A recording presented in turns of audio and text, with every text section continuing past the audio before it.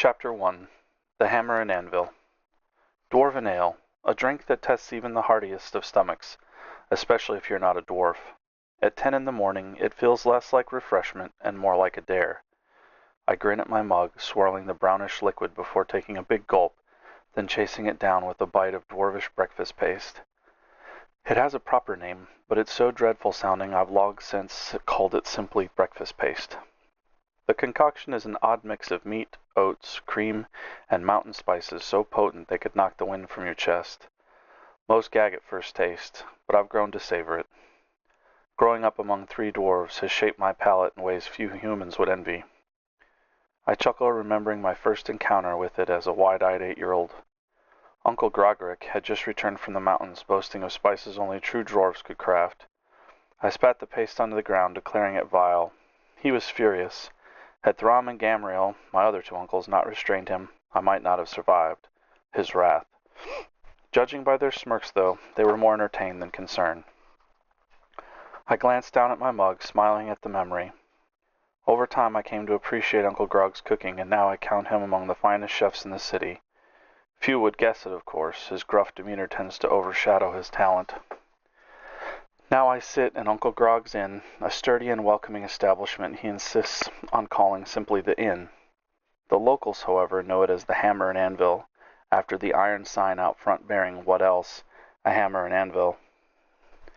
To the dwarves the symbol carries weight, though I've never quite grasped why.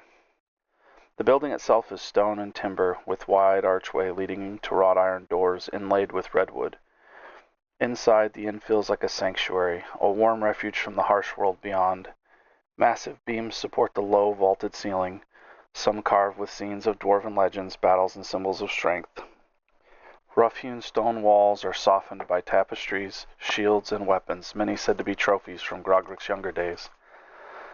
The golden glow of lanterns and torches lends warmth to the cold stone. At the rear, behind the bar, a blackened hearth crackles cheerfully, its heat filling the room. Before it stretches a long, polished counter, worn smooth by countless hands and tankards. Shelves beyond it display an impressive array of ales, meads, and spirits, many brewed in-house, true to dwarven tradition. Sturdy tables fill the hall, some etched with carvings and scars left by patrons past. A stairway in the back corner leads to 4 snug rooms above, each with a stone bed, a thick woolen blanket, a window, and a washbowl. Though the hour is early and the common room nearly empty, the scents of roasted meats, fresh bread, and simmering stews drift from the kitchen, promising delights to come. Dwarves are famed for their hospitality, gruff though it may be, and my uncle embodies it fully. By midday the hall will ring with laughter, clinking tankards, and the occasional bardic song. For now the inn is quiet, its warmth a gentle embrace. A small stage waits in the corner for the next storyteller or musician, though here conversation often outshines performance. Everyone is welcome, so long as they respect the house and its patrons. At that moment my Uncle Grogrick, Uncle Grog as I came to call him, stormed in from the kitchen, his scowl sharp enough to curdle milk. His black eyes swept the room with the practiced authority of a man used to commanding any space he entered. Average height for a dwarf, his bright red hair and beard set against pale skin gave him a presence both striking and, in a shadowed doorway, intimidating.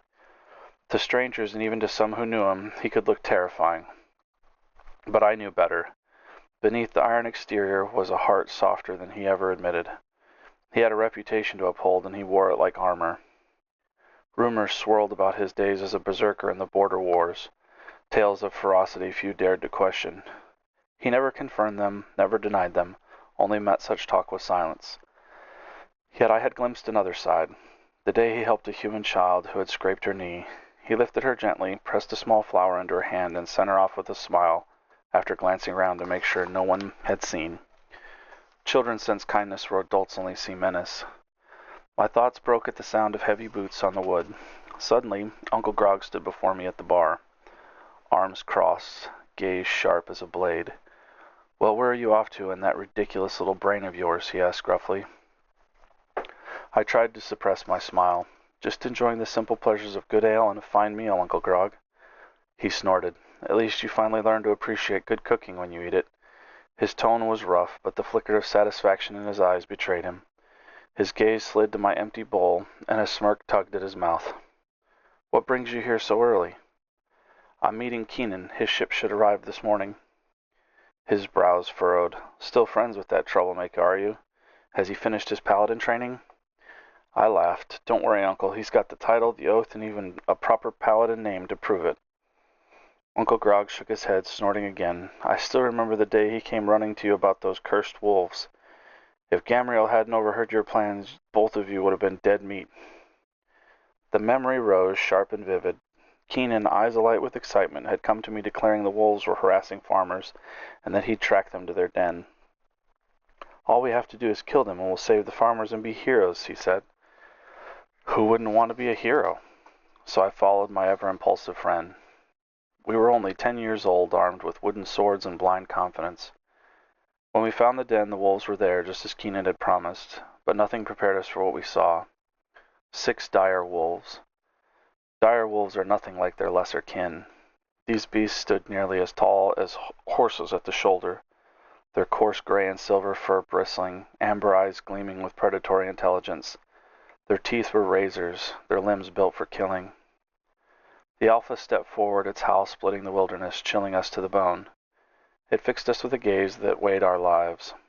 We froze, wooden swords trembling. Neither of us screamed or ran. Terrified, yes, but we had each other's backs. As the pack circled, we pressed together, back to back, waiting for the end. The alpha lunged, a blur of muscle and teeth. We raised our toy blades, bracing for death. Then light, a sudden flash, and the beast slammed into an invisible barrier. Out of nowhere, my 3 uncles appeared, weapons drawn, faces grim with resolve. They fought like seasoned warriors, cutting down the wolves with terrifying precision. We stood frozen, awestruck. Afterwards, Gamriel inspected the den, muttering, good, though he noted the wolves were unnatural for these parts. Throm and Grogrick marched us home in silence. We both knew how close we had come to death. As we passed through the city gates, onto the cobblestone streets, I glanced back at the wilderness. I didn't know it then, but that day would shape who I became and the kind of trouble Keenan and I would always find. When we reached Grissom, Throm gave us a steady gaze. Keenan, you should head home. Keenan nodded, but before he left, I blurted, Thank you for helping us. Uncle Grog only grunted and went inside. Nudging Keenan, I whispered, Go on. Keenan muttered, yes, thanks. Throm smiled, a rare gift, and we parted ways. I'll never forget that day. It was the day I learned how dangerous the world could be, and how much more dangerous my uncles were when protecting those they loved. Keenan and I grew up a great deal that evening. Snapping out of the memory, I noticed Uncle Grog staring into the distance, his features softer than usual. Was he remembering the same thing I was? Hey, Uncle, I called. He jolted, quickly masking the faraway look with his signature scowl. What? He growled. What brings you here on a Monday? You haven't heard? His tone carried a hint of incredulity. Heard what? The king's stopping by today, he said, shaking his head. King Brahm? I raised an eyebrow. Who else would it be? He huffed, exasperated. Sometimes you ask the dumbest questions. I grinned, knowing my next jab would rile him up. Why is he coming here instead of staying at that fancy inn on the hill? That did it. Grog's eyes widened as he sputtered. The inn on the hill? That fancy pants place with tiny portions, ridiculous cutlery, and food fit for birds? Bah, of course he's coming here. He wants real food, made for real men, not that nonsense. Catching my grin, he growled, You're just stirring me up, boy. Watch it. To anyone else, it might have sounded like a threat. To me, it was just Grog being Grog. I'm sorry, Uncle. Everyone knows your food is the best. I was only teasing. He snorted, turning towards the kitchen. Of course it's the best. I'm the one making it. Well, maybe I should stick around and meet him. I've never met a king before, I said casually. He shrugged without looking back. You need to meet your king. I frowned. Except I'm not a dwarf. I'm not allowed in the city under the mountain. That stopped him in his tracks. He turned slowly, fire flashing in his eyes. You were raised by dwarves. You passed the trials. You were given a dwarven name. If it were up to me, you'd already be on the registry. He drew a deep breath, steadying himself, then added, The 3 of us will speak for you. It should be a formality. He muttered under his breath, "Though my word won't mean much, they'll listen to Throm and Gam." I chuckled, touched by his protectiveness, but Gamriel's words echoed in my mind. "No one who isn't a dwarf has ever been allowed in the city under the mountain, nor are they permitted to know its name. If you pass the trials, we'll take you to the king to see if he'll allow it." The trials. I shuddered at the memory, especially the final one. 7 days alone on the mountain, without supplies. I remembered overhearing Throm arguing with Gam and Grog when they thought I was out of earshot. "No one who isn't a dwarf can survive the cold. We can't do this to him," Throm had said. Gamriel's reply was firm. "If he wants to be one of us, he has to." Grog had said nothing, only snorted in agreement. I had stepped into the room then, my voice steady with determination. "Of course I'll do it. I am one of you." That ended the debate. The next morning, with quiet wishes of good luck, they watched as I ascended the mountain, their figures shrinking behind me. The cold struck like daggers against my skin. A blizzard raged for the first 3 days, and more than once I was certain I would die. Yet somehow I endured. Perhaps there was something in my blood that gave me an edge. My uncles always seemed to think I was different, though I doubted even they knew why. I suppose I'll never know for certain. They had found me as a baby, my dying mother using the last of her strength to place me in Grog's arms before she passed. Not even Throm's healing could save her. Odd, they said, for she was still young. I know little about my family's past, but my uncles are my family now. On the 7th day, as the sun rose, I had made it. Numb from the cold but exhilarated, I began my descent. Near the base, I spotted 3 figures trudging up the mountainside, their worried faces turning to shock when they saw me. By then, warmth had begun to return to my limbs, and my sense of humor remained intact. I grinned and called out, "Got anything harder?" Their stunned expressions were priceless. "That was pretty cold," I added with a laugh. Grog recovered first, muttering, "See, I told you he'd be fine." Gam smirked. "Is that why you were up before dawn, pacing like a nervous goat?" "I was making breakfast," Grog grumbled, glaring at him. "And leading us up the mountain had nothing to do with worrying, I'm sure," Gam teased. While they bickered, Throm stepped forward, pride shining in his eyes. Resting a hand on my shoulder, he murmured, "You are one of us now, boy." Warmth flooded through me, chasing away the last of the frostbite, filling me with an overwhelming sense of belonging. As Throm's healing energy washed over me, I thought, I wish I could learn paladin spells like him. They gave me my dwarven name, Halvar. "He was a great warrior," Throm said. "Carry it with pride."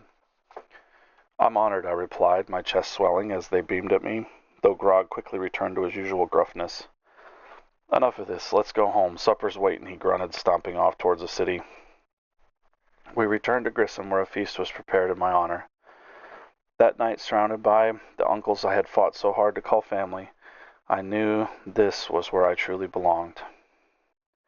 I smiled at the memory as my thoughts drifted back to the inn. Grog laughed as he disappeared into the kitchen. "I still can't believe it. A Noctari paladin." I grinned, thinking, yeah, that is crazy. Noctari aren't well liked. Often they find themselves on the wrong side of the law. They're described as nomadic and hostile, dwelling in the wastelands to the southeast. Humanoid in build, slightly taller and leaner than humans, they carry an athletic, wiry frame. Their origins are shrouded in mystery, though some claim they were born of experiments during the Great War, where humans and demons were forcibly merged. Their skin ranges from deep reds and maroons to unnatural hues of purple and gray. Their hair is equally striking, black, white, or dark red. Many bear horns like rams or gazelles, but their eyes are the most distinctive. Solid-colored, faintly glowing in shades of gold, silver, white, or deep crimson and blue. Some Noctari carry further infernal traits, fangs, clawed nails, marking them as otherworldly. I've heard stories of the wastelands they call home, though I've never traveled that far. No one knows how many remain out there. Occasionally one wanders into town only to be met with suspicion and scorn, though Keenan over time had been accepted. Even as an orphan I was grateful he hadn't grown up in the wasteland. Instead we found each other. We both saw something in the other, something neither of us fully understood, but we believed in it. I was just glad he was coming back. I miss my best friend. My thoughts drifted to Brahm. I heard he was kind-hearted but also a fearsome warrior. They said he had a wife and 3 children, 2 sons and a daughter. I wonder what they were like. Just then the tavern door creaked open. A tall, broad-shouldered Noctari stepped inside, a massive shield slung across his back, a sword at his belt. His deep red skin contrasted with jet black hair, and his bright blue eyes scanned the dim room. It took me a moment to recognize him, but when I did, I leapt to my feet. Keenan! His gaze locked on mine, and a slow smile spread across his face. He strode over, leaned his shield against the bar, and extended his hand. I grabbed it, pulling him into a hug. He sighed, hugging me back begrudgingly. You know I've never been much of a hugger. I laughed. I don't care. I haven't seen my best friend in 3 years. I'm giving you a hug. He shook his head with a small smile. Well, at least some things never change. And some things do, I said, stepping back to size him up. You put on what, 30 pounds of muscle? He grinned. They worked us pretty hard. We sat at the bar, my curiosity spilling over. So, how was the training?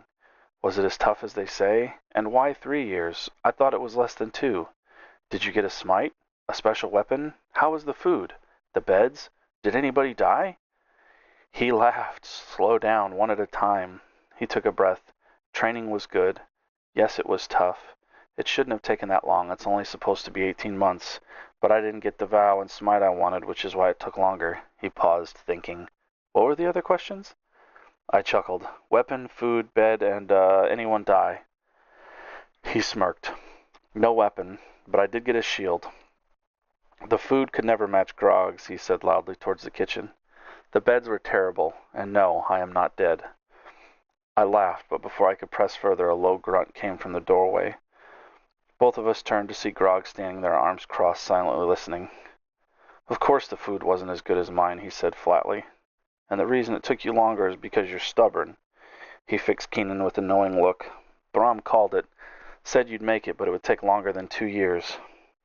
Surprised, I looked at Grog. You never told me that. He shrugged. Didn't see why I needed to. I glanced at Keenan, curious. In the old days he would have flared up, but now he seemed calmer. If he was upset, he didn't show it. Keenan nodded. Throm has good insight, having gone through the training himself. I'll admit he was right, and tell him I was only 2 seconds behind his record on the final challenge. At that, Grog raised an eyebrow. Oh, really? Now that's impressive. He studied Keenan for a moment, then let out a deep laugh. Well, boy, let's hear it. Confused, I asked, hear what? Still grinning, Grog turned to Keenan. I want to be the first to hear him officially announce himself as a paladin. Or do you think this establishment isn't worthy of the honor? Keenan stood, looking slightly embarrassed. Then, in a voice deeper I'd ever heard, he declared, I am Aegis, protector of the innocent, wielder of the bulwark of kings. Grog's smile faltered at the last words. His expression shifted, and without warning he vaulted over the bar, rushing to Keenan's shield. By my beard, I didn't recognize you at first, he exclaimed, laughing as he inspected it. So you've chosen a new charge, eh? Never thought I'd see the day. Keenan and I exchanged bewildered looks as Grog continued. What's the matter? Cat got your tongue? When the shield predictably said nothing, Grog muttered, The silent treatment, huh? I remember your last charge, you rascal. I was there when you... His voice trailed into a whisper, his expression darkening. Let him die, eh? Grog's voice dropped lower. Still nothing. Don't worry, he broke his oath, had it coming. In my opinion, not that anyone cares what I think. And Throm's here, too, if you'd like to see him again. If you'll speak to him. Keenan and I just stared dumbfounded as Grog whispered something to the shield. Then, realizing we were still watching, he straightened, scowling. All right, Aegis, Grog said sternly. You'd better take good care of that shield, you hear me? Keenan nodded silently. Good, Grog grunted and retreated to the kitchen. I looked at Keenan and chuckled. Well, that's not something you see every day. He smirked. No, I suppose not. As we sat back down, I leaned towards him. So, no oath of vengeance, then? No, he replied. Your uncle was right about me. I was stubborn and foolish. He glanced up with a wry smile. Well, I still am, but they taught me how to control it. I smiled back. At least they managed to do what I never could. He laughed. I suppose you're right. There were times when I put you and your uncles through your paces. Times, I scoffed. It was a full-time job. Remember the wolves? Keenan chuckled. Oh, I remember. I grinned but pressed him. Don't you think you're getting away without answering my question? No oath of vengeance? What happened? He sighed, his expression darkening. The first 18 months of training were perfect. I was developing quickly, almost breaking some of your uncle's records. But then came the selection. His voice trailed off, his gaze distant. I waited, trying to be patient, though curiosity gnawed at me. Finally, he looked at me. What do you know about selection? Caught off guard, I frowned. For all I'd heard about paladins, even with my uncle being one, I realized I knew very little about how their oaths were chosen. I always thought you could just pick the one you wanted, I admitted. He shook his head. So did I, but that's not how it works. Once your instructors approve you, you're brought before something. A presence had no form, only a glowing light. It was calming. I felt at peace in its presence. His voice softened. I've never seen anything like it. Maybe an angel, maybe some celestial, I don't know. But then I heard a voice in my head. It said, You, my child, cannot take the oath of vengeance, for it will be your undoing. If you are willing to accept another oath, I will bestow it upon you, and you may continue. Keenan's jaw tightened. I was furious. Why not vengeance? I trained harder than anyone. I was the best in my classes. Was it because I'm an Octari? He paused, anger rekindling at the memory. But the voice seemed to know my thoughts, it said. This has nothing to do with what you are or where you came from. We see into your soul, and vengeance will destroy you. You have two choices. Leave and abandon your path, or return to training until your heart and mind are ready to accept the gift we offer. Keenan shook his head, sadness in his voice. I stormed out. I was furious. Almost 2 years I thought it was wasted, and now I have to start again. The worst part was I think my teachers knew, maybe even the other trainees. But once I calmed down, I realized that I wanted more than anything was to be a paladin. No matter the oath, I'd take it. He sighed. So I went back. Another 18 months of training. When I was selected again, I didn't argue. This time I was given the oath of protection. And, I asked eagerly, what about your smite? Does your sword burst into flames? Can you call down lightning? Keenan smiled at my enthusiasm. No smite, no fire, no lightning. Instead, I got lay on hands. I blinked. What's that? Can you blow someone up by touching them? Keenan burst into laughter. I've missed this, he said, shaking his head. No, it's a healing ability. I think it can cure diseases, maybe heal wounds, but I'm not sure yet. I frowned. How can you not be sure? He shrugged. When we're given an ability, it's one we have to discover and grow into. Lay on hands was granted to me, but it's a hidden spell I need to unlock for myself. There's no manual.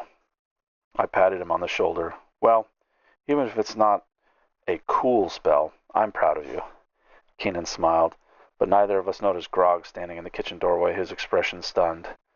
Lay on hands, he muttered, as though in disbelief. That hasn't been granted for centuries. Then quietly he slipped back into the kitchen, as I began telling Keenan about what I'd been up to for the years he'd been gone.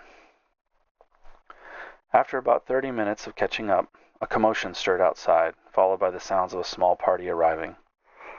The tavern door opened, and 2 halflings slipped inside, with the silence of shadows.